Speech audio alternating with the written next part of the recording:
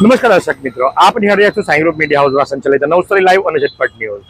Rotary circle કે જેને આપણે કહીએ છીએ વિઠ્ઠલવાડી અથવા તો એમ કહી શકાય કે ભાઈ ટેકનિકલ સ્કૂલ વાળો વિસ્તાર, આ વિસ્તારની અંદર સાંજના સમયે ટ્રાફિક જામ થતું હતું અને એ ટ્રાફિકને હળવું કરવા માટે મહાનગરપાલિકાએ આજે ડિમોલિશનની કામગીરી હાથ ધરી છે।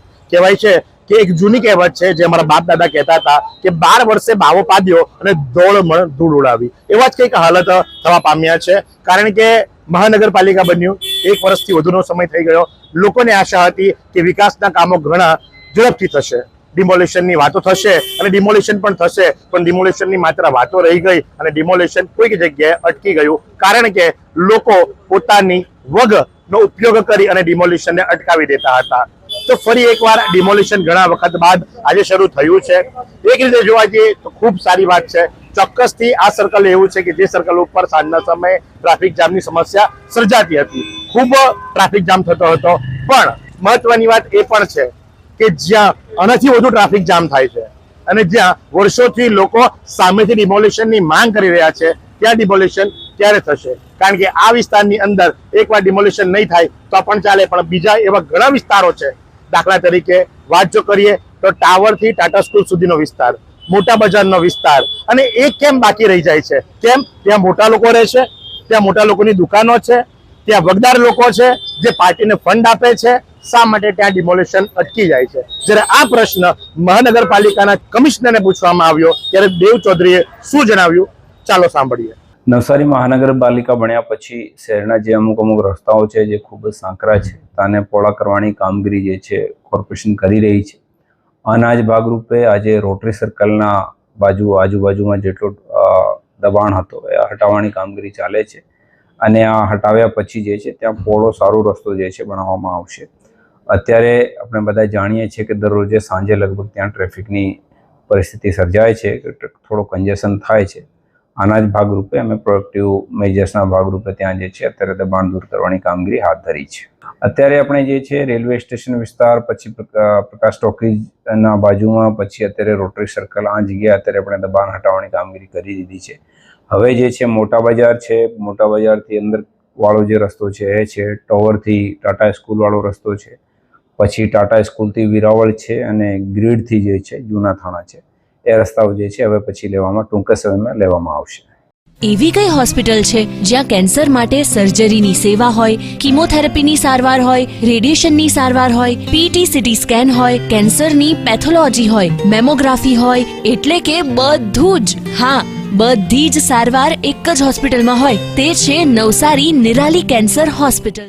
એટલે હવે એમ કહેવાય છે કે ભાઈ ટૂંક સમયની અંદર આ વિસ્તારોને પણ આવરી લેવામાં આવશે, એટલે કે હવે મોટા બજારમાં પણ ડિમોલિશન થશે, ટાવરથી ટાટા સ્કૂલ સુધી પણ ડિમોલિશન થશે, ટાટા સ્કૂલથી વિરાવળ સુધી પણ ડિમોલિશન થશે અને ગ્રીડથી કાલિયાવાડી સુધી પણ ડિમોલિશન થશે। પણ એ ક્યારે થશે? કારણ કે હવે ટૂંક સમયની અંદર જે પ્રમાણે અત્યારે જે ઇન્સિડન્ટ બન્યો અને ભાજપના ભૂતપૂર્વ નગરસેવકે કહી દીધું 1.5 મહિના પછી હું તમને બતાવીશ, તો શું સામા ઇલેક્શને ડિમોલિશન આ ભાજપ અને કોંગ્રેસ વાળા કરવા દેશે ખરા?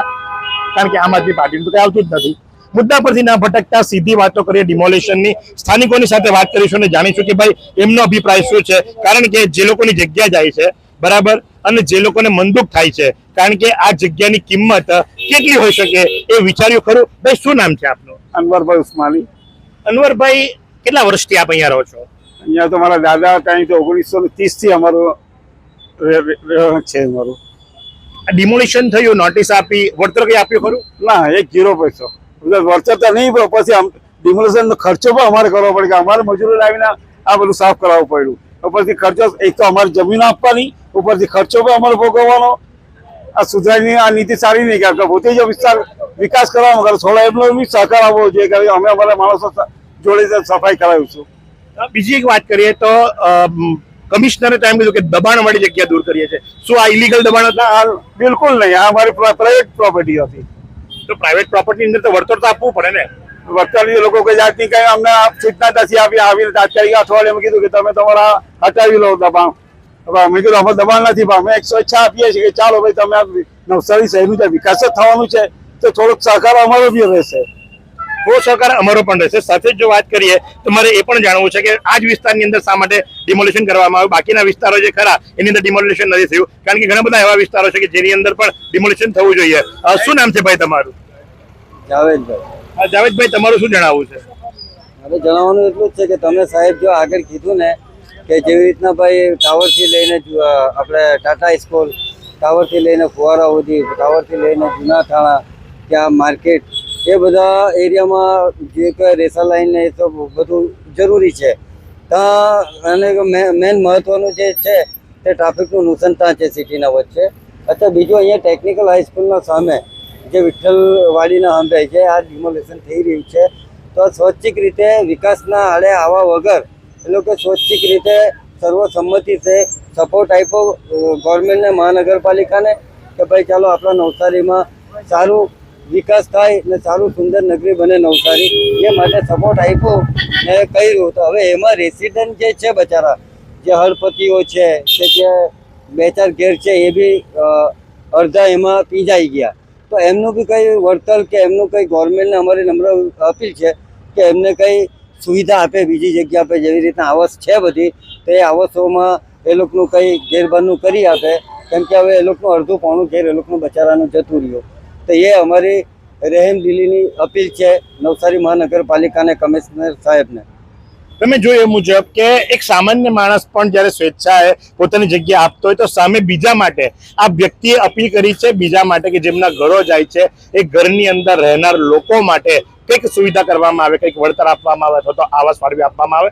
તો હજુ પણ જે સતત ડિમોલેશનની પ્રક્રિયા જે ખરી એ ચાલી રહી છે. આ વિસ્તાર જે ખરો, આ વિસ્તારની અંદર ચોક્કસથી તમે જોઈ શકો છો એ પ્રમાણે ડિમોલેશન ચાલી રહ્યું છે અને જો કે જરૂરી પણ હતું. 100% કહીશ કે આ જગ્યા ઉપર ટ્રાફિક જામ થતો હતો, ડિમોલિશન થવું જોઈએ, એમાં કોઈ ના નથી. પણ સાથે એ વાત પણ છે કે જે બીજા મોટા વિસ્તારો છે કે જ્યાં આના કરતાં પણ વધારે ટ્રાફિક જામની સમસ્યા સર્જાય છે, तो ये जगह ऊपर शा माटे हथौड़ा चलता नहीं। फालूदा मिक्स की इतनी सारी वैरायटीज रिफ्रेश के पास है। अगर आपको भी चाहिए रिफ्रेश के फालूदा मिक्स की इतनी सारी वैरायटीज, तो फिर सर्च करो, क्लिक करो, लाइफ को रिफ्रेश करो।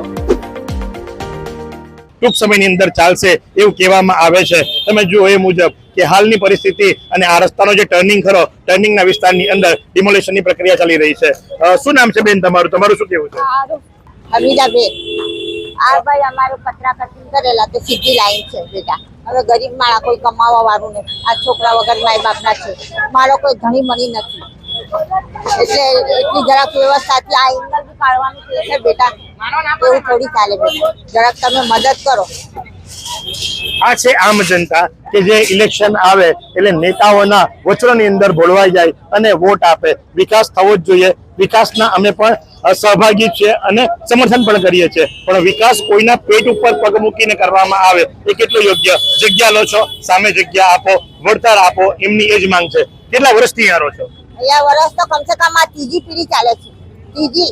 માય બાપ જતા રહ્યા, ભાઈ બહેન જતા રહ્યા, આ ભાઈના છોકરાઓ છે।